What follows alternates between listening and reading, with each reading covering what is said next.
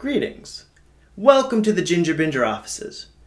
Now, we all know the holiday season is fast approaching, and with it comes tears, mayhem, all in the name of searching for that perfect gift for that perfect someone.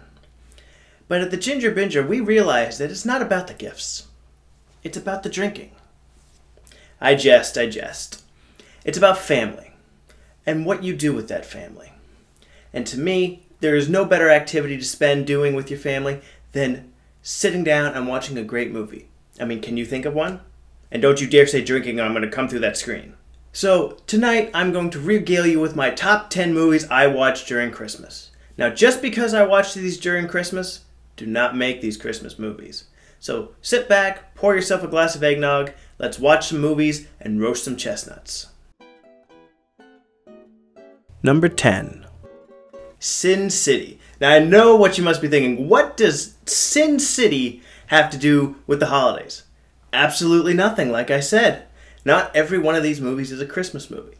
But there's just something that warms my heart about flicking on Sin City on a nice, dreary night here, having a nice drink, and watching three different stories of three lowlives try to figure out their problems. I love a good neo-noir movie, and for some reason, it doesn't put me in the Christmas mood, but it helps deal with the winter outside. I think that is the reason why I like to watch Sin City during Christmas. Number 9. How the Grinch Stole Christmas. The Jim Carrey one. Now, I know that might be blasphemy for some people, saying the original Grinch is the only true Grinch, and I totally can understand that. But hear this out. That movie came out when I was about 5 years old, 5 or 6. And it was a movie that I grew up on. That is my Christmas movie. It is a film that is very near and dear to my heart, and Jim Carrey nails the Grinch perfectly. He's a little zany at times, I totally get that criticism, but for me, he is perfect at the part. He's old and grudgy and stinky. He looks stinky. Like, that's, you can't really say that about too many characters. Like, they look stinky. It nails the heartwarming moments that the original did. Now, that some of you might not agree, honestly, that's up for you. But to me, How the Grinch Stole Christmas is a holiday classic. With the new Grinch coming out, I'm very excited to see that and see what they do. Honestly, I don't know if it'll ever compare to my Grinch. Just like how this Grinch will never compare to my mother's Grinch. I feel like every so many generations there's going to be a new Grinch, and it's going to be interesting, but I feel like this one will stand the test of time. Whether you like it or don't, it's one of those movies that just makes you want to kick your feet up and enjoy. Number 8. Home Alone 1 and 2. Now, this might be just cheating on this point because I said 10 films, and really it would be more than 10 with adding these two, but I just can't separate which one I enjoy more because I saw Home Alone 2 first, and that was my, the ending house trap. That was my slapstick as a kid, like seeing Marv and Harry try to go up and constantly be foiled by Kevin. It was very funny. And then the next year, I remember watching the first one, and it's the exact same movie. I can't lie, but it's a childhood memory, and I think a lot of these are going to have that same childhood memories. It's definitely a fun movie. A little arguable whether it's actually technically a Christmas movie, but and the reason I say that is later down on my list, I'll come back to this, but just because they go away for Christmas, technically, I don't know if I'd consider that a Christmas movie. Using the logic that I use on another one later down the line, you'll see what I mean. But yes, Home Alone 1 and 2, perfect classics. If you're just looking for a good laugh, sitting down with the family eating popcorn, that is truly a holiday miracle. Number 7. The Lord of the Rings. All 3 extended editions. Again, I'm cheating, but you can't, to me, with these films, you can't separate them. They're all one big, long saga. And to me, one of the best memories I have is I was probably in the 10th grade or so, and it was a snow day. And I had no homework, I had nothing to do, And I woke up, I found out school was canceled. I flicked on the first Lord of the Rings, and by the time I went to bed that night, I had finished all of them, and it was such a joyous memory. Something about it being really windy and cold and disgusting out, and not changing out of your pajamas and having some hot cocoa or eggnog. It really feels like home when I watch The Lord of the Rings, and that's the scenario. I can watch The Lord of the Rings any time of year, but for some reason, I always come back to them in the month of December. Something about these movies really does have a long-lasting... Like these, in my opinion, of all the movies that are on my list, these ones are, in my opinion, the best-made films and probably by my favorite. But they're not necessarily my favorite that I like to watch around Christmas, if that makes any sense. But these are masterful films. And again, if you haven't seen these, where have you been?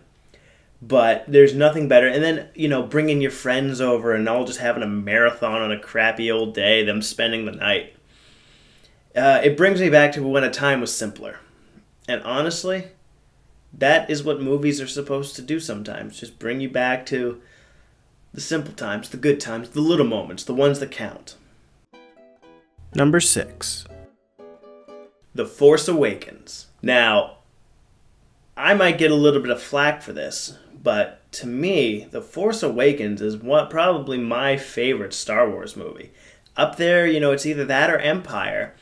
And the reason I say that is because I have such a fondness for this movie because it was the first Star Wars movie that was good that came out in my lifetime. Because I grew up on the prequels, which are fun movies, but looking back and rewatching them, there's really not much there. This one, and I totally agree what people say when they say it's a remake of New Hope. There is no denying that. But it holds a special place in my heart for that reason. It was a Star Wars movie that made me believe again, if I can't sound any cornier. It was very fun. I enjoyed the characters, the sound, the experience. This was my first adult, too, me being an adult, experience a Star Wars movie with my friends and my girlfriend. And that's what Star Wars has. It brings so many people together. And it came out in December, so I associated with the snow, because I remember walking about 3 to 5 miles up the road on a snowy day because I didn't want to wait for the bus to go see this. And I'm not that big of a Star Wars geek, but for some reason, I went to do it. And I saw that movie twice in theaters. I never do that. But it was a blast, sitting there with some popcorn and some licorice.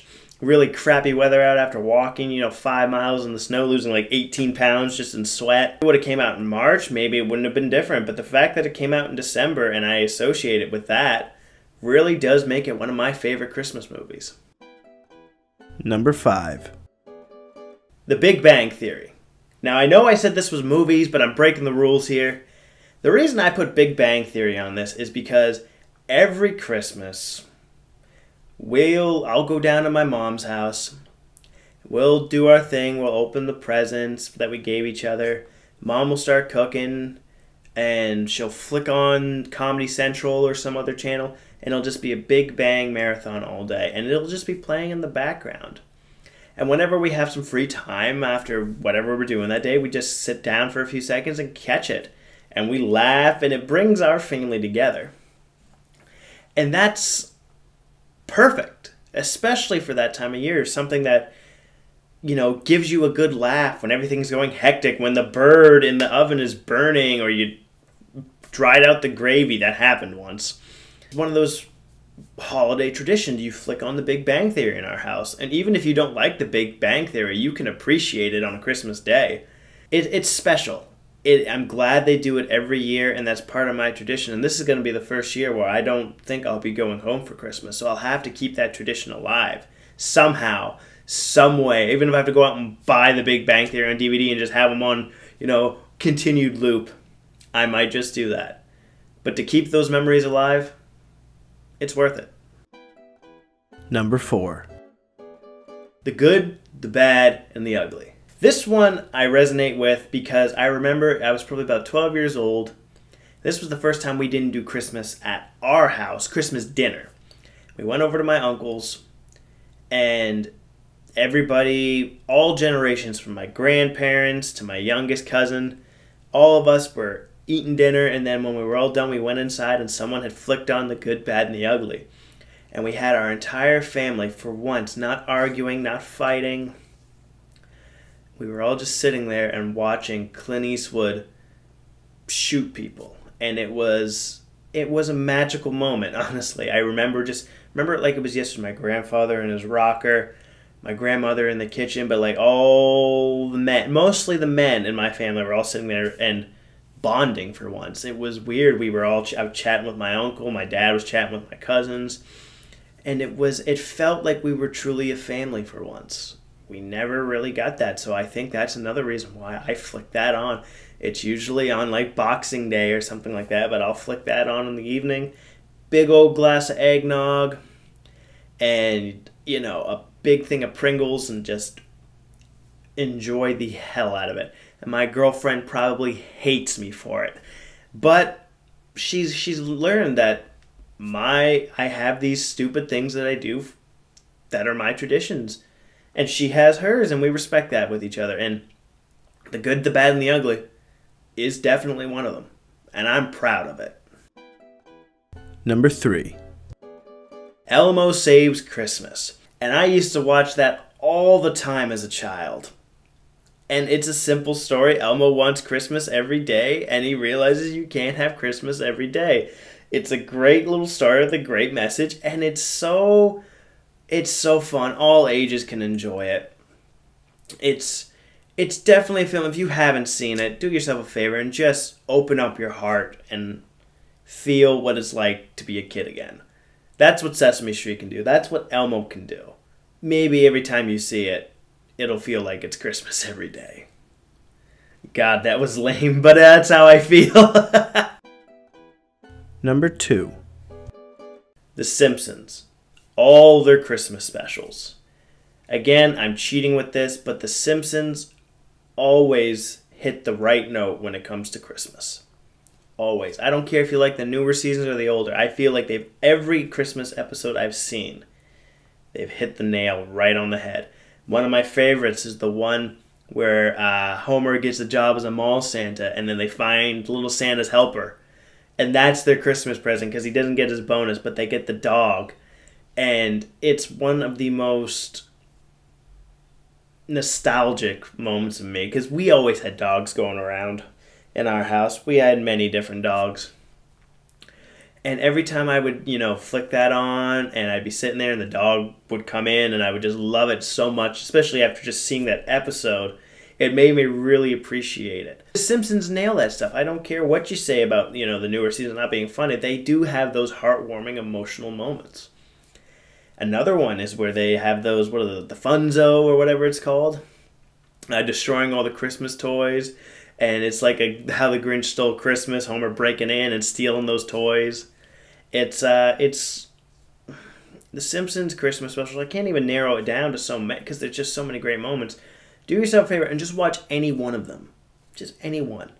And tell me that you don't feel something good after it. That's what The Simpsons can do for you. Number 1. Die Hard. And just so everybody is clear on this, Die Hard is not a Christmas movie. And here's my logic as to why. If you took Die Hard and instead of a Christmas party, it was a retirement party, nothing would change about it. Okay? To me, a Christmas movie has to have themes of Christmas, the spirit of Christmas. Die Hard has none of that. Die Hard is an action movie set at a Christmas party. That's the only thing that makes it Christmas related, is its setting. It has nothing to do with Christmas. But I love the shit out of it, and I watch it during Christmas because I was so annoyed hearing that it was a Christmas movie. And now I can't stop watching it at Christmas. It's become one of my goddamn Christmas movies, and I hate it for that reason. But it's such a fun action movie. It is so good. Every beat that the character goes through feels justified and earned. It's a really good movie with really, like, John McClane is a compelling character. You don't get that often in action movies. But again, I have to stress this: it's not a Christmas movie. It's a Christmas movie that wasn't a Christmas movie that people watch, and it became a goddamn Christmas movie. It boggles my mind. But those are the movies I watch during the holidays. Thank you for listening. Have a happy holiday, Merry Christmas, Crazy Kwanzaa, Happy Hanukkah. Whatever you celebrate, you enjoy it with the people you love. From all of us here at thegingerbinger.co, keep on binging. If you like what you saw, click here to see more. We're always putting out new content every day, and we would love to make you part of the Ginger Binger family.